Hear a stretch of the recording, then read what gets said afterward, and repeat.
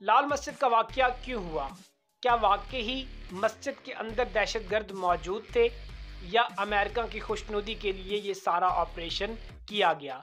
इन सब पहलुओं पर आज बात करेंगे। मैं हूं आपका मेज़बान अरसलान महमूद।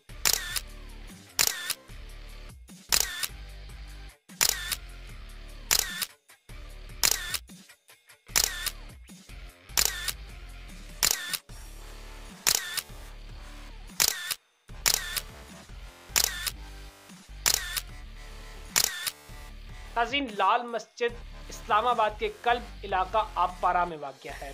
1965 में इस मस्जिद की तामीर हुई। सुर्ख पत्थरों की नुमाइश की वजह से ये मस्जिद लाल मस्जिद के नाम से मशहूर है। जब लाल मस्जिद पर ऑपरेशन हुआ तो उस वक्त मस्जिद के दो मुतहम्मिम थे, जिनमें दोनों भाई थे और एक का नाम अब्दुल रशीद गाजी और दूसरे का नाम मौलाना अब्दुल अजीज़ था। ये दोनों भाई मौलाना अब्दुल्ला के बेटे थे। वो मौलाना अब्दुल्ला जिनकी करीबी रफ़ाकत जनरल अयूब खान और जनरल ज़ियाउल हक से थी। तो इस हिसाब से आप कह सकते हैं कि ये मस्जिद सियासी एतबार से काफ़ी अहम थी। लाल मस्जिद की शोहरत अयां तब होती है जब 2001 में अफ़गानिस्तान पर हमले के बाद इस मस्जिद की तरफ से तालिबान के हक़ में जुलूस निकाले गए। लेकिन भरपूर ताकत का भरपूर मुजाहरा 2007 में शुरू हुआ, जब हुकूमत ने गैर कानूनी मस्जिदें गिराने का सोचा, जिसके जवाब में मसाजिद और मदरसे के तालबात ने बच्चों की लाइब्रेरी पर कब्जा कर लिया। इसी दौरान लाल मस्जिद और जामिया फरीदिया के तलबा ने वीडियो केस्टों के दुकानों पर हमला करना शुरू कर दिए और इसके नतीजे में जो केस्टें थी वीडियो की, उनको तोड़ा। कमांडर्स एक्शन करके 3 औरतें और 2 पुलिस वालों को यरगमाल बना लिया। हुकूमत पाकिस्तान को मुल्क में नफाज शरीयत का अल्टीमेटम दे दिया।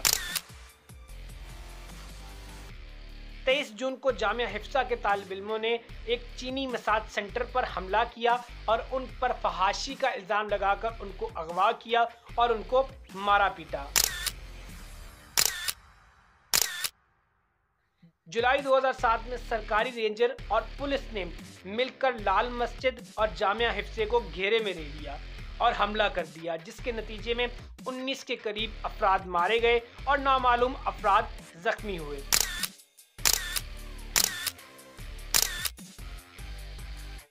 इस खौफनाक ऑपरेशन जो 4 दिन से ज़्यादा चलता रहा, कई फौजी कमांडोज ने इसमें हिस्सा लिया।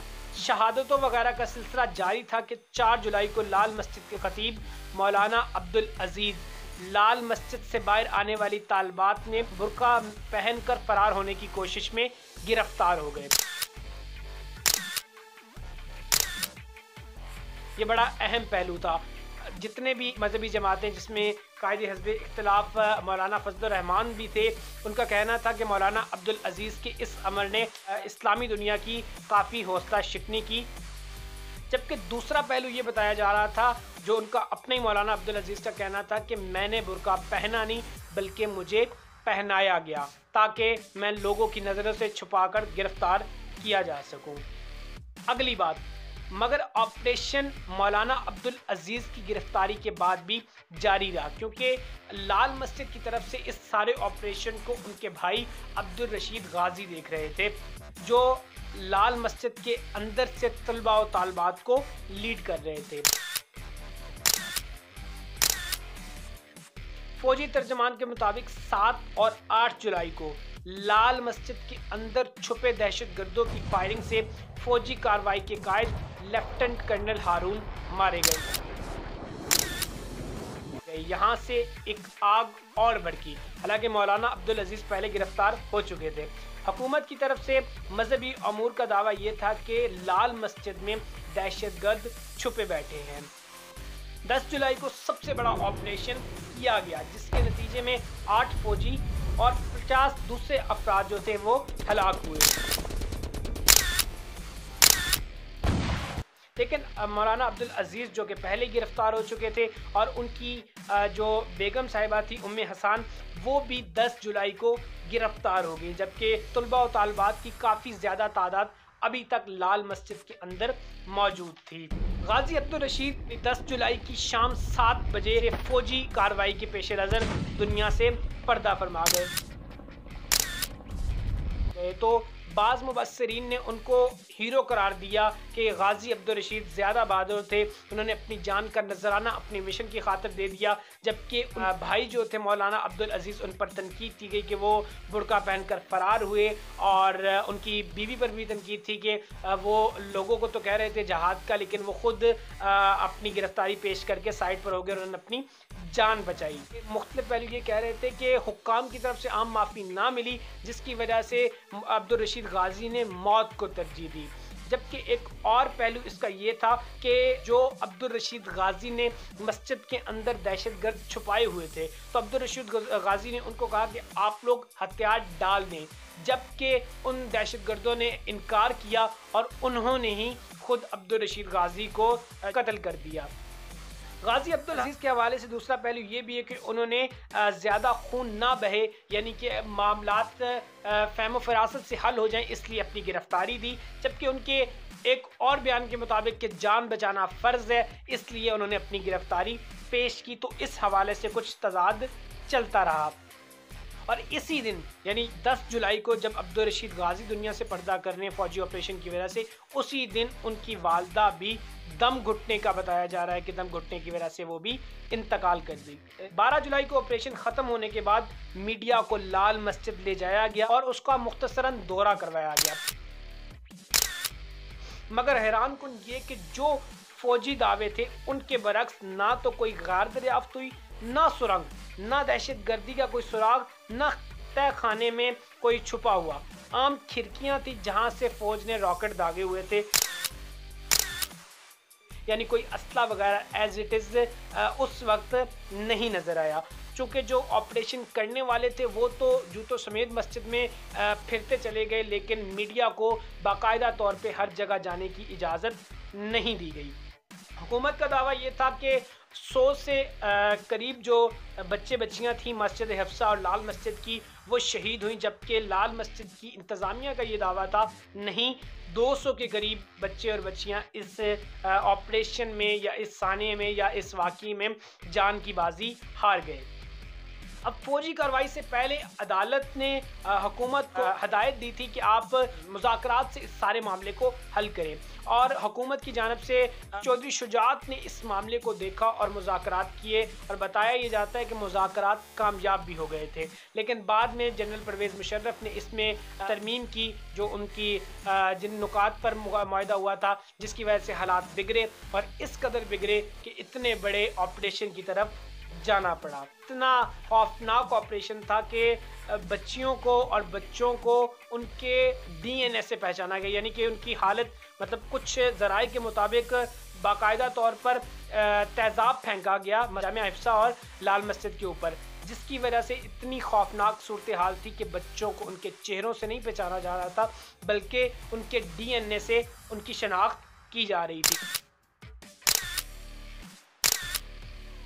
बाद सूरत हाल गिरफ्तारियां भी होती गई और फिर जमानती और फिर अदालत का सारा चक्कर रहा। लेकिन सबसे ज़्यादा इस सारे वाक़ये का रद्द अमल रहा तालिबान की तरफ से। वो क्या था? 14 जुलाई को शुमाली वज़ीरिस्तान के इलाके में खुदकुश बमबार ने हमला किया। 24 सिक्योरिटी एहलकार जो थे वो हलाक हुए और 27 से ज़ायद ज़ख्मी हो गए। 15 जुलाई को सवात में हमले से 11 फौजियों समेत 14 हलाक और 27 ज़ख्मी हुए।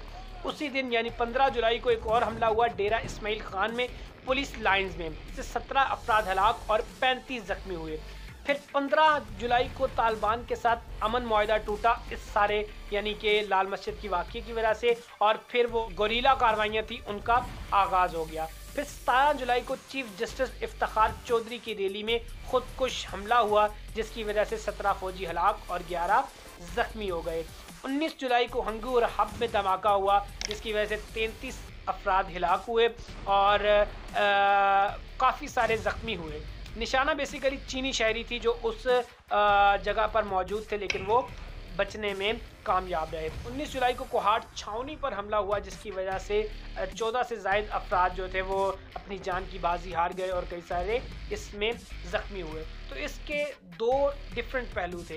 एक पहलू था हुकूमत पाकिस्तान की तरफ से कि ज़बरदस्ती शरीयत का नफाज, एक दहशत गर्दी को प्रमोट करना था, जिसकी वजह से हमने ऑपरेशन किया। जबकि लाल मस्जिद वालों का ये कहना था कि हम पर ये अटैक्स या हम पर इतना खौफनाक ऑपरेशन इस वजह से हुआ कि हमने तालिबान की हमायत में खड़े हुए और हम तालिबान की हमायत में भरपूर हिस्सा ले रहे थे। तो ये दोनों इनकी अपनी अपनी यानी कि आर्गूमेंट्स थे और हमने एज इट इज़ वो सारी सिचुएशन आपके सामने रखी। दोनों फैक्ट्स एंड फिगर हैं, उस बुनियाद पर हमने आपके सामने ये सारी चीज़ें रखी। मजहबी तबकात थे, मेजॉरिटी ये कह रही थी कि इसका हल ये नहीं बनता था कि आप इतना खौफनाक ऑपरेशन एक मस्जिद या एक मदरसे और ख़ासकर वो मदरसा जो तालबात का मदरसा है उस पर इतना खौफनाक ऑपरेशन किया जाता, बल्कि अगर उन पर खाना पानी थोड़ी देर के लिए बंद कर दिया जाता, जैसे उन्होंने किया भी, उन्होंने खाना पानी बंद करके ऑपरेशन किया। तो कहना ये था कि अगर सिर्फ इतना ही थ्रेट था उनसे, तो सिर्फ अगर उनको पाबंद कर दिया जाता और कोई चीज़ ना दी जाती तो वो खुद ही बाहर आ जाते और बाद में वो गिरफ्तारी दे सकते थे। मगर ये नाअहली की मुबस्सरीन की तरफ से इसको नाअहली कहा जाता है कि फ़ौजी हमला और इस तरह की सारी सिचुएशन जो थी ये हुकूमत के लिए काफ़ी गले की हड्डी बन गई। सैकड़ों की तादाद में जानी नुकसान हुआ, जिसका फ़ायदा शायद किसी को भी ना हुआ हो, क्योंकि एक तरफ से भी मुस्लिम और दूसरी तरफ से भी मुस्लिम। खुश होने वाला वो जिसका इस सारी सिचुएशन से कोई लेना देना नहीं था, उसने मुस्लिम को मुस्लिम का गिरेबान पकड़ा कर ये सारी सिचुएशन पैदा कर दी। इसी के साथ आज की इस सारी टॉक का इख्तिताम होता है। जज़ाकल्लाह, अल्लाह हाफ़िज़।